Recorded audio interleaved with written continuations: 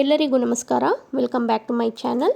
ಇವತ್ತು ಬ್ರೆಡ್ ಮತ್ತು ಕೋವಾ ಯೂಸ್ ಮಾಡಿ ಯಾವ ರೀತಿ ಡೆಸರ್ಟ್ ಮಾಡೋದಂತ ತೋರಿಸ್ತಾ ಇದ್ದೀನಿ. ತುಂಬಾ ಈಸಿ ರೆಸಿಪಿ. ಒಂದು 10ರಿಂದ 15 ನಿಮಿಷದೊಳಗಡೆ ಆಗಿಬಿಡುತ್ತೆ. ಇದು ಬ್ರೆಡ್ಡನ್ನು ಸೈಡಲ್ಲಿರೋವಂಥ ಬ್ರೌನಿಷ್ನ ನಾನು ತೆಗೆದು ಕಟ್ ಮಾಡಿ ಸೈಡಿಗೆ ಇಟ್ಕೊಂಡಿದ್ದೀನಿ. ಇದೇ ರೀತಿ ಎಲ್ಲ ಬ್ರೆಡ್ನು ಮಾಡ್ಕೊಳ್ಬೇಕು. ನೀವು ಒಂದು 4ರಿಂದ 5 ಬ್ರೆಡ್ ಮಾಡಿಕೊಂಡ್ರೂ ಪರವಾಗಿಲ್ಲ. ಬಟ್ ಇಲ್ಲಿ ನಾನು ಸ್ವಲ್ಪ ಬ್ರೆಡ್ ಜಾಸ್ತಿ ತಗೊಂಡಿದ್ದೀನಿ.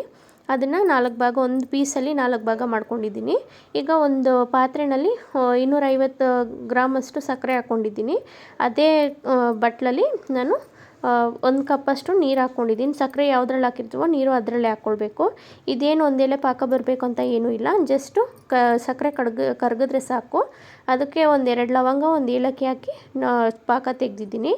ಇನ್ನೊಂದು ಬಾಣಲಿಯಲ್ಲಿ 1 ಲೋಟ ಹಾಲು ಹಾಕಿ 2 ಕಪ್ ಹಾಲಿನ ಪೌಡ್ರ್ ಹಾಕ್ಕೊಂಡಿದ್ದೀನಿ. 250 ಗ್ರಾಮ್ದು.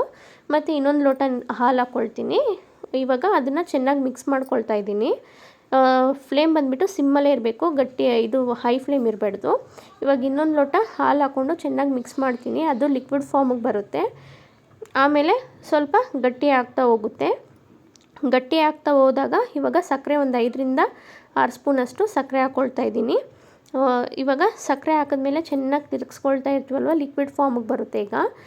ಇವಾಗ ಅದಾದಮೇಲೆ ಒಂದು ಹದ ಬಂದಮೇಲೆ ನಾವು ಸ್ಟವ್ ಆಫ್ ಮಾಡ್ಕೊಳ್ಬೇಕು. ಬಟ್ ನೀವು ತಿರುಗಿಸ್ತಾನೆ ಇರಬೇಕು. ಸ್ಟಾಪ್ ಮಾಡಿದ್ರೆ ಅಡಗಂಟುತ್ತೆ. ಹಾಗಾಗಿ ನೀವು ಚೆನ್ನಾಗಿ ಮಿಕ್ಸ್ ಮಾಡ್ತಾನೆ ಇರಬೇಕು. ಈಗ ನೋಡಿ ಯಾವ ರೀತಿ ಮಿಕ್ಸ್ ಮಾಡ್ತಾನೆ ಇದ್ದೀನಿ, ಅದೇ ರೀತಿ ಮಾಡ್ತಾ ಇರಬೇಕು. ಇವಾಗ ಒಂದು ಹದ ಬಂದಿದೆ. ಇದು ತೀರಾ ಗಟ್ಟಿ ಆಗೋಕ್ಕೂ ಬಿಡಬಾರ್ದು, ಇಲ್ಲಾಂದರೆ ತುಂಬ ಗಟ್ಟಿ ಆಗಿಬಿಡುತ್ತೆ. ಆರಿದ ಮೇಲೆ ಒಂದು ಮೀಡಿಯಮಾಗಿ ಇರಬೇಕು. ನೋಡಿ ಈ ಅದಕ್ಕಿದ್ರೆ ಸಾಕು. ಇವಾಗ ಸ್ಟವ್ ಆಫ್ ಮಾಡ್ಕೊತಾ ಇದ್ದೀನಿ. ಈಗ ಒಂದು ಬಾಣಲಿಯಲ್ಲಿ ಡೀಪ್ ಫ್ರೈ ಮಾಡೋದಕ್ಕೆ ಎಣ್ಣೆ ಒಂದು 3 ಸೌಟ್ ಹಾಕ್ಕೊಂಡಿದ್ದೀನಿ. ಅದನ್ನು ಡೀಪ್ ಫ್ರೈ ಮಾಡ್ತಾಯಿದ್ದೀನಿ. ನೀವು ಡೀಪ್ ಫ್ರೈ ಮಾಡಿದ್ರೆ ಸ್ವಲ್ಪ ಕ್ರಿಸ್ಪಿಯಾಗಿರುತ್ತೆ ನಾವು ತಿಂದಾಗ. ಅದೇ ಡೀಪ್ ಫ್ರೈ ಬೇಡ, ನಮಗೆ ಎಣ್ಣೆ ಜಾಸ್ತಿ ಆಗುತ್ತೆ, ಮಕ್ಕಳು ಕೊಡೋಕ್ಕಾಗಲ್ಲ ಅಂದರೆ ಇನ್ನೊಂದು ರೀತಿಯೂ ತೋರಿಸ್ತೀನಿ, ಅದು ನೋಡಿ ಮುಂದಕ್ಕೆ. ಇದು ಡೀಪ್ ಫ್ರೈ ಮಾಡಿದ್ರೆ ಕ್ರಿಸ್ಪಿ ಇರುತ್ತೆ ಸ್ವಲ್ಪ. ಇವಾಗ ಇದೇ ರೀತಿ ಎಲ್ಲ ಬ್ರೆಡ್ಡು ಮಾಡ್ಕೊಳ್ಬೇಕು.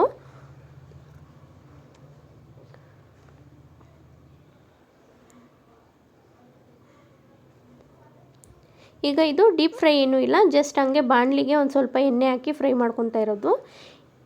ಈ ರೀತಿ ಮಾಡಿ ಮಕ್ಕಳಿಗೂ ಸಹ ಕೊಡ್ಬೋದು, ಅವರು ಇಷ್ಟಪಡ್ತಾರೆ. ಸೊ ಇದು ಬಂದುಬಿಟ್ಟು ನನ್ನ ಮಗಳು ಇಷ್ಟಪಡ್ತಾಳಂತ ಈ ರೀತಿ ಮಾಡ್ತಾಯಿದ್ದೀನಿ. ಡೀಪ್ ಫ್ರೈ ಇರೋದು ದೊಡ್ಡವ್ರು ತಿನ್ಬೋದು. ಇದು ಸಕ್ಕರೆ ಪಾಕದಲ್ಲಿ ಜಸ್ಟ್ ಹಿಂಗೆ ಡಿಪ್ ಮಾಡಿ ಹಿಂಗೆ ಇಟ್ಬಿಡ್ಬೇಕು, ಇಲ್ಲಾಂದರೆ ಬ್ರೆಡ್ ಫುಲ್ಲು ಜ್ಯೂಸಿ ಆಗಿದ್ರೆ ಅದು ಇತ್ತಕ್ಕಾಗಲ್ಲ. ಹಂಗಾಗಿ ಸೊ ಎಲ್ಲನೂ ಇದೇ ರೀತಿ ಮಾಡ್ಕೊಳ್ಬೇಕು. ಜಸ್ಟ್ ಹಿಂಗೆ ಅಜ್ಜಿ ಹಿಂಗೆ ಇತ್ತುತ್ತಾ ಇರಬೇಕು. ಇವಾಗ ಕೋವಾ ಏನಾಗೈತೆ ಅದೇ ನಾವು ಸ್ವಲ್ಪ ತಣ್ಣಗಾದ್ಮೇಲೆ ನೋಡಿ ಈ ರೀತಿ ಆಗಿದೆ. ಫುಲ್ ತಣ್ಣಗಾಗಿರಬೇಕು. ಈಗ ಅದಕ್ಕೆ ಅಪ್ಲೈ ಮಾಡ್ಕೊಳ್ತಾ ಇದ್ದೀನಿ, ಸ್ಟಫಿಂಗ್ ಮಾಡ್ಕೊಳ್ತಾ ಇದ್ದೀನಿ. ತುಂಬಾ ಟೇಸ್ಟಿಯಾಗಿರೋಂಥ ರೆಸಿಪಿ, ತುಂಬಾ ಚೆನ್ನಾಗಿರುತ್ತೆ. ನೀವು ಸಹ ಮನೇಲಿ ಒಂದು ಟೈಮ್ ಟ್ರೈ ಮಾಡಿ. ನಿಮಗೇನಾದರೂ ಈ ವಿಡಿಯೋ ಇಷ್ಟ ಆದರೆ ಒಂದು ಲೈಕ್ ಮಾಡಿ, ಶೇರ್ ಮಾಡಿ, ಮತ್ತು ನನ್ನ ಚಾನಲ್ನ ಸಬ್ಸ್ಕ್ರೈಬ್ ಮಾಡ್ಕೊಳ್ಳಿ. ನೋಡಿ ಎಲ್ಲನೂ ಇದೇ ರೀತಿ ಮಾಡ್ಕೊಂಡಿದ್ದೀನಿ. Thank you for watching.